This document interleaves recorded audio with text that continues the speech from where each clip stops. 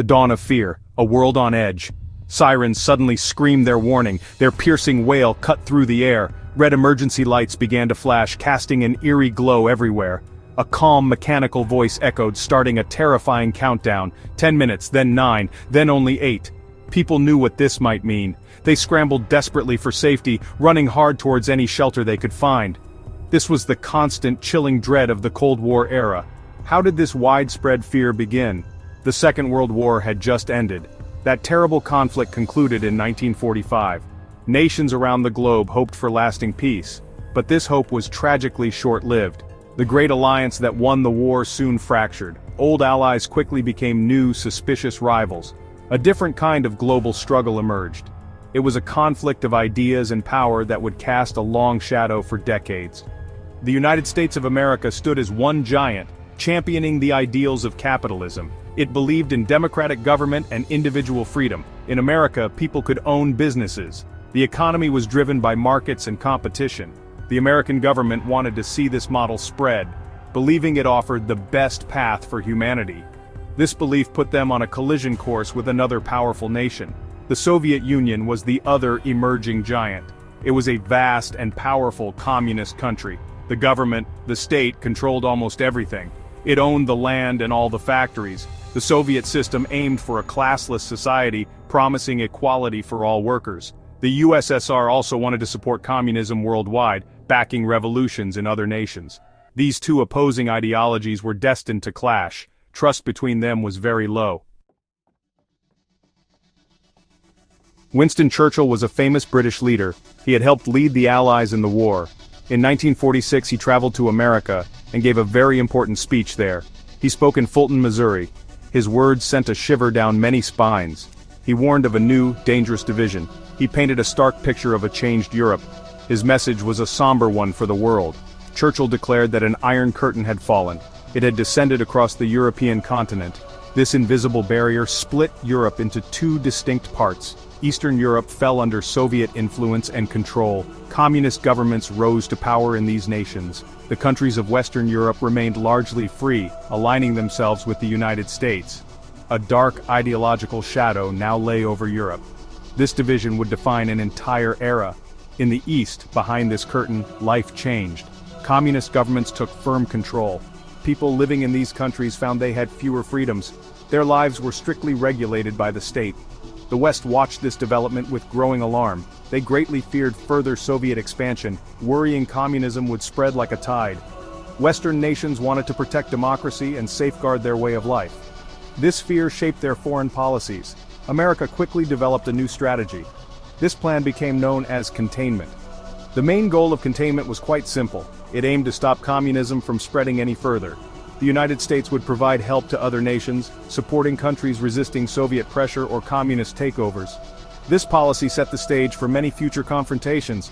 Germany itself became a powerful symbol of this divide. The nation was split into two parts. Its historic capital city, Berlin, was also divided. The Berlin Wall, built later, made this division brutally concrete. Both the United States and the Soviet Union built huge armies. Their military power grew rapidly after World War II.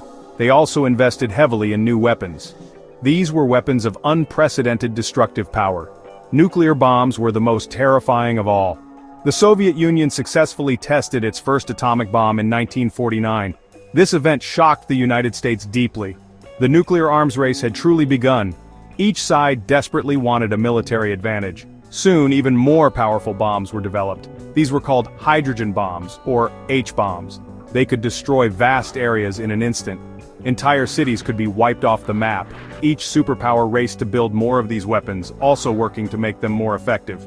This intense competition created a very dangerous global situation. The entire world lived under a constant nuclear threat. Fear of annihilation became a part of daily life. This terrifying reality led to a chilling concept. It became known as mutually assured destruction. The acronym for this was MAD. The logic of MAD was stark and frightening. If one superpower launched a nuclear attack, the other would retaliate. It would strike back with its own nuclear arsenal. In such a scenario, both sides would be utterly destroyed. Civilization itself could end. It was a horrifying balance of terror. This grim threat, paradoxically, helped prevent direct war. The intense rivalry extended beyond Earth's atmosphere.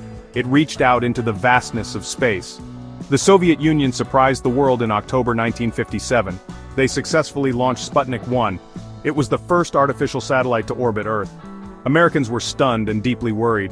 They felt they were falling behind in science and technology. The space race was now officially on. President John F. Kennedy set a bold goal. America would land a man on the moon before 1970. In 1969, Apollo 11 achieved this. The space race showed the superpowers' rivalry, but it also fueled incredible scientific progress. Section 4. Global Battlegrounds, Playing Chess with Lives. The United States and the Soviet Union mostly avoided direct war. A full-scale conflict between them was far too risky. With nuclear weapons, it could mean global catastrophe. So, they found other ways to compete and fight. They supported different sides in smaller regional wars. These conflicts became known as proxy wars. They took place in many countries around the world. These wars became the battlefields of the Cold War. Millions of lives were affected by them. Korea became one of the earliest proxy battlegrounds. In 1950, North Korea invaded South Korea. The North had backing from the Soviet Union and China. The United States and United Nations forces came to help South Korea. The fighting was brutal and lasted for 3 years. The war ended in a stalemate. Korea remained a divided nation, as it is today. The conflict showed how far the superpowers would go. They would use other nations as their chess pieces. Vietnam later became another tragic and costly conflict.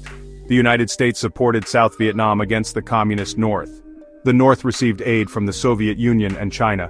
The Vietnam War was incredibly long and brutal. Many thousands of American soldiers died. Millions of Vietnamese people perished. The war deeply divided American society. It raised many questions about U.S. foreign policy.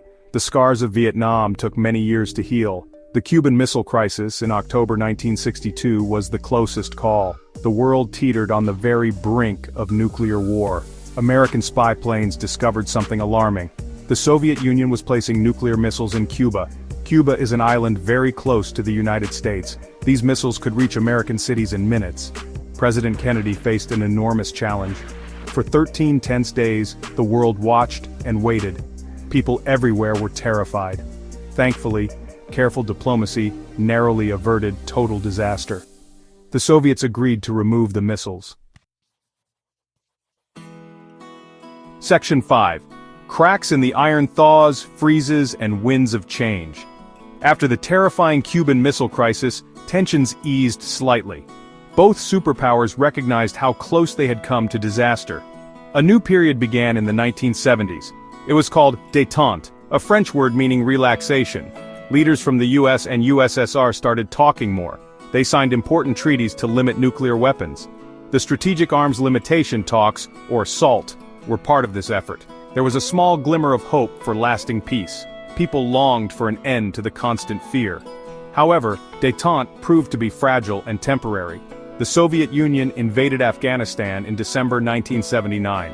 They aimed to support a struggling communist government there. This action shattered the spirit of détente. The Cold War rivalry grew colder and more intense once more. The United States strongly condemned the invasion. They boycotted the 1980 Moscow Olympic Games in protest. The dangerous arms race picked up new speed. Mistrust deepened on both sides again. In the mid-1980s, significant changes began within the Soviet Union. Mikhail Gorbachev became the new Soviet leader. He was a younger, more dynamic figure. He introduced bold and revolutionary reforms. One policy was called glasnost, which meant more openness. It allowed for greater freedom of speech and criticism. Another was perestroika, which aimed to restructure the failing Soviet economy. These changes were intended to save communism. Instead, they unleashed forces that would transform the world. The spirit of change inspired people across Eastern Europe. They saw an opportunity for greater freedom. They began to demand more rights and an end to communist rule. Protests grew larger and much bolder. In November 1989, an incredible and joyful event occurred. The Berlin Wall, that hated symbol of division, came down. People from East and West Berlin celebrated together. They climbed on the wall and dismantled it. The Iron Curtain was visibly crumbling. A new chapter was beginning. Section 6. A New Era and Lasting Shadows, the Cold War's Legacy. The fall of the Berlin Wall was a truly historic moment, but it was just the beginning of the end. Communist regimes in Eastern Europe began to collapse. They fell one after another like dominoes. Nations that had been under Soviet control for decades declared their independence. The Soviet Union itself was rapidly weakening. Its economic problems were severe. Its political power was fading very fast. The once mighty superpower was starting to unravel. In December 1991, the Soviet Union officially dissolved. It ceased to exist as a country. The Cold War was finally, officially over. After 45 long and tense years, the global standoff had ended. People around the world celebrated this historic change. Many hoped for a much safer and more peaceful future. The bipolar world of two superpowers was gone. A new international order was beginning to take shape. The relief was immense. The Cold War profoundly reshaped our world. It led to the formation of new military alliances like NATO. It also left behind a troubling legacy. Thousands of nuclear weapons still exist today. These weapons remain a serious global concern. The Cold War fostered deep distrust between nations. Some of that distrust still lingers in international relations. Some old regional conflicts fueled by Cold War rivalries continue in new forms. We can see its effects in geopolitics even now. Studying the Cold War remains very important. Its history teaches us valuable lessons. It shows us about the dangers of ideology. It highlights the risks of unchecked superpower rivalry. It demonstrates how fear can shape global events. The Cold War reminds us to always value peace. We must work for diplomacy and mutual understanding. The story of this 45-year struggle is not just history. It continues to influence our present and will shape our future. We must learn from its shadows to build a brighter path forward. The Cold War's legacy is indeed vast and complex, but it also paved the way for a new dawn. As the dust settled, nations began to rebuild and redefine themselves.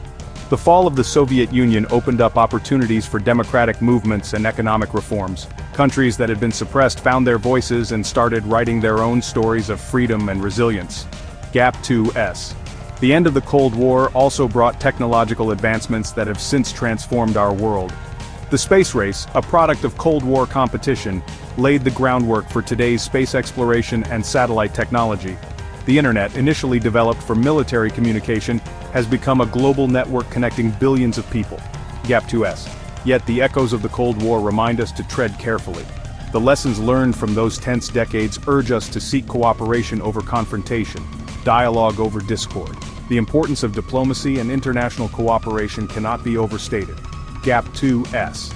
As we move forward, we must remember the past to ensure we do not repeat its mistakes.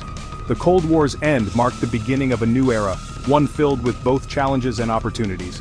Let us strive to build a future that honors the sacrifices made and the lessons learned during those tumultuous years. Gap 2S. Thank you for watching. If you enjoyed this video, please remember to like and subscribe for more content.